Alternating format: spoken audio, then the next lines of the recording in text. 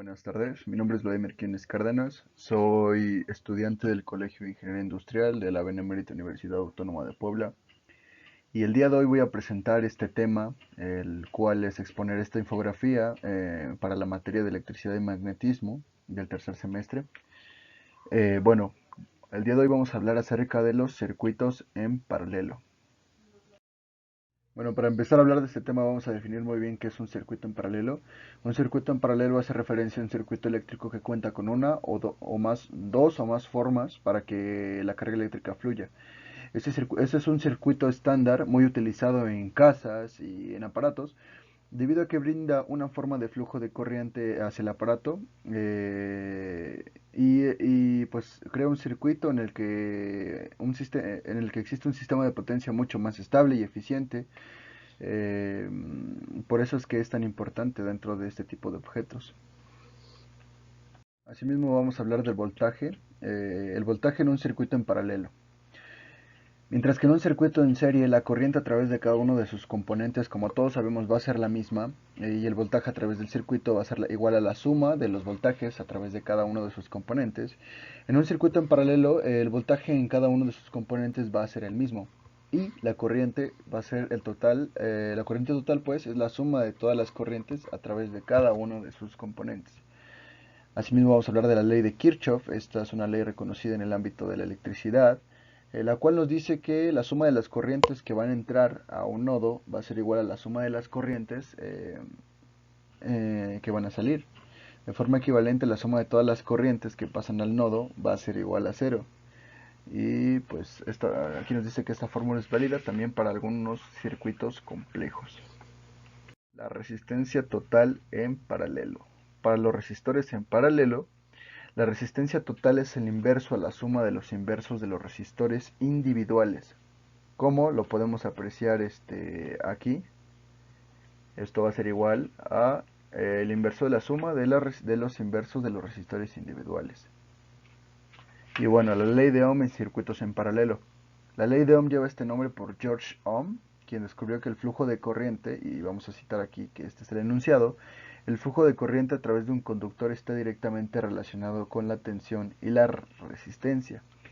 Esto significa que la tensión se puede encontrar multiplicando la corriente y la resistencia en un circuito componente, dándonos como fórmula que la intensidad va a ser igual al voltaje sobre la resistencia, puesta aquí y con sus debidos despejes.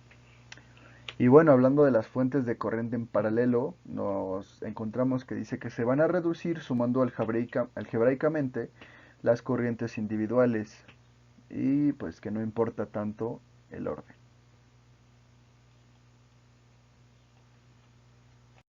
Bueno, dentro de aquí estamos hablando también de el divisor de corriente, que es un concepto muy importante en este tema, el cual nos dice que es una configuración presente en circuitos eléctricos que puede fragmentar una corriente eléctrica de una fuente entre diferentes resistencias o impedancias conectadas en un circuito en paralelo. Asimismo vamos a hablar de otro concepto, el cual es la potencia en circuitos en paralelo. Para calcular la potencia de un circuito, esto se va a hacer en una unidad conocida como el vatio. Vamos a tener que multiplicar el voltaje y la corriente. Esto se expresa matemáticamente como P es igual al voltaje por la intensidad de corriente. Y bien, puesto que la corriente depende de la tensión y la resistencia, podemos simplificar la ecuación mediante la eliminación y el cálculo de la potencia de los valores de la tensión y única resistencia. Esto se expresa como P igual a voltaje por voltaje sobre resistencia.